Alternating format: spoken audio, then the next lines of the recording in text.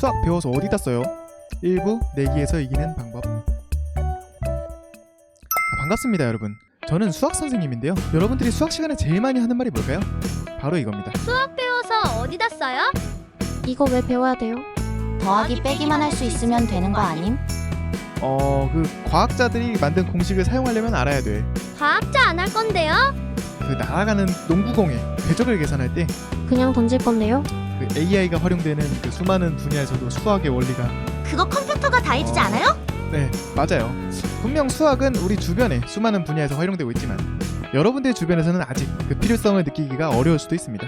이 시리즈에서는 우리 생활 주변에서 여러분들이 진짜 쓸모있다 라고 느낄 수 있는 수학적인 내용들을 모아서 전달드리려고 합니다. 자, 그럼 한번 시작해볼까요? 수학 배워서 어디다 써요? 그 1부는 이걸로 시작해볼게요. 안 내면 진 거 가위바위보. 어때요? 제가 이겼나요? 혹시 제가 이기거나 아니면 비겼다면 그 구독과 좋아요 한번 부탁드리겠습니다. 혹시 제가 졌나요? 그래도 눌러주세요. 우리는 살아가면서 수많은 내기를 합니다. 가위바위보 진 사람 탕후루 사기. 오늘 저녁은 사다리태기로 정할까? 땡킨 라비인스 쏘리원. 이런 내기를 할 때 어떻게 해야 이길 수 있을까?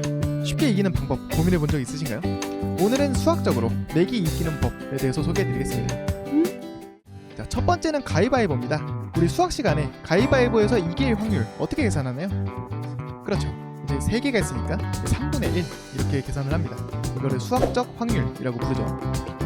근데 수학 시간에 다른 말도 배웁니다. 통계적 확률이라는 말이요. 큰 수의 법칙이라는 게 있기 때문에 이제 많이 시도할수록 결국 그 두 개는 똑같다 라고 수학 시간은 설명하지만 실제 우리 삶 속에는 우리가 예측하지 못한 다양한 요소들이 있기 때문에 가끔 우리가 생각한 수학적 확률과 실제 통계적 확률이 다른 경우가 있습니다. 가위바위보도 이 대표적인 이해인데요. 일본 오비린 대학교에 요시자와 미스오라는 교수님이 있습니다. 이 교수님이 사람들한테 가위바위보를 시켰다고 합니다. 11,567회. 그랬더니 결과가 어떻게 나왔냐? 가위가 3,664회, 바위가 4,054회, 보가 3,849회 나왔다고 합니다.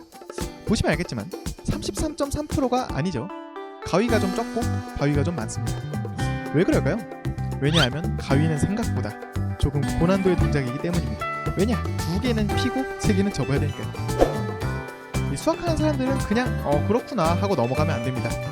직접 한번 실험을 해봤어요. 일반 학생들하고 가위바위보를 해봤습니다. 99판을 한번 해봤는데요. 만약 각 확률이 정확히 3분의 1이라면 가위바위보는 모두 33번씩 나올 겁니다. 과연 어떻게 됐을까요? 한번 보시죠.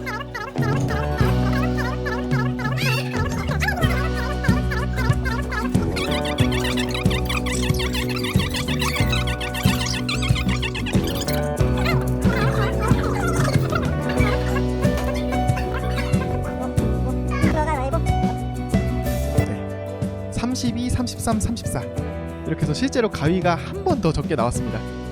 진짜 하늘의 맹세컨대 어떤 조작도 없었다는 점 말씀드리고요. 사실 통계적으로 유의미한 차이는 아닙니다만 정말로 바위 보가 조금 더 많이 나왔다는 게 신기하긴 하네요. 그리고 이제 사람들이 비겼을 때는 같은 손을 낼 확률이 22.8%라고 합니다.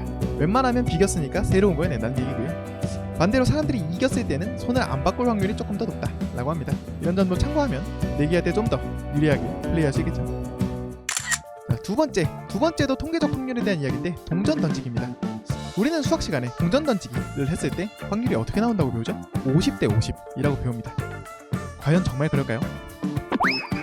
이그 노벨상이라는 상이 있습니다. 이 노벨상을 패러디한 상인데요. 조금 신기하거나 재미있는 연구를 한 학자들에게 주어지는 상인데 올해는 통계학 분야에서 재밌는 실험이 있었습니다. 사람들이 동전 던지기를 했던 자료를 모두 모은 거예요. 35만 757번을 던졌습니다. 그랬더니 이제 확률이 똑같지가 않다고 합니다. 처음 시작할 때 던진 면이 나올 확률이 그렇지 않은 면이 나올 확률보다 1%가 높다고 합니다. 그래서 이제 동전 던지기를 할 때 조금이라도 유리하기 위해서는 동전을 처음 시작하는 면이 어디냐 이런 점을 생각하면 좋을 것 같습니다. 다음은 사다리 타기입니다. 우리 먹을 거를 정하거나 이제 추첨을 할 때 사다리 타기를 많이 하죠. 만약에 내가 원하는 번호가 4번이다. 그러면 여러분들은 어디를 선택하실 건가요?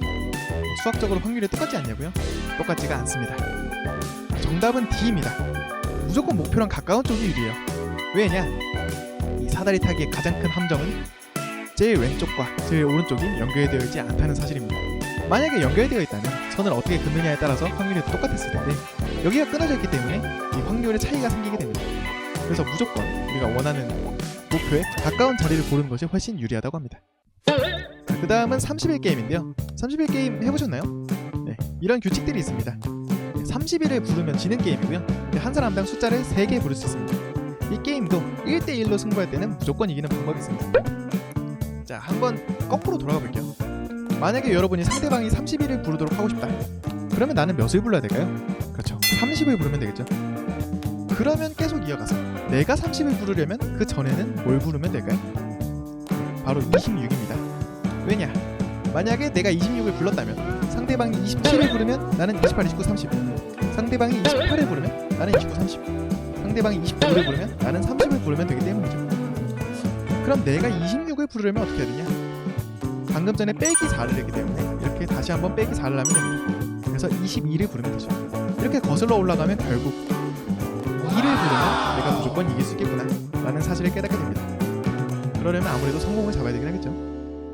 자, 체르멜로의 정리라는 어려운 정리가 있는데요.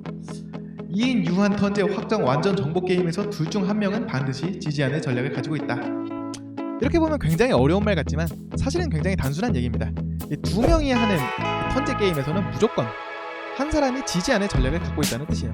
증명은 어떻게 하냐? 굉장히 쉽습니다. 만약에 먼저 플레이하는 사람이 지지 않을 전략을 갖고 있으면 끝난 거고요.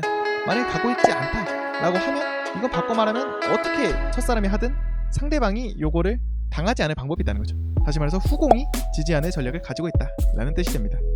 그래서 이제 우리가 알고 있는 두 명이 하는 전략 게임에서는 둘 중 한 명이 무조건 지지 않을 전략을 가지고 있습니다. 뭐 체스, 바둑, 오목 등등 다양한 게임에서 적용될 수 있죠. 물론 어떤 방법인지는 모르는 경우가 많습니다. 네, 오늘은 이렇게 수학을 배워서 내기 이기는 방법을 알아봤는데요. 그 수학과 이런 통계가 이렇게 실생활과 밀접하게 관련되어 있다는 사실 신기하지 않나요? 여러분들도 오늘 배운 내용들을 활용해서 이제 다양한 게임에서 승리하시길 바라겠습니다. 그럼 다음 영상에서 보겠습니다. 안녕.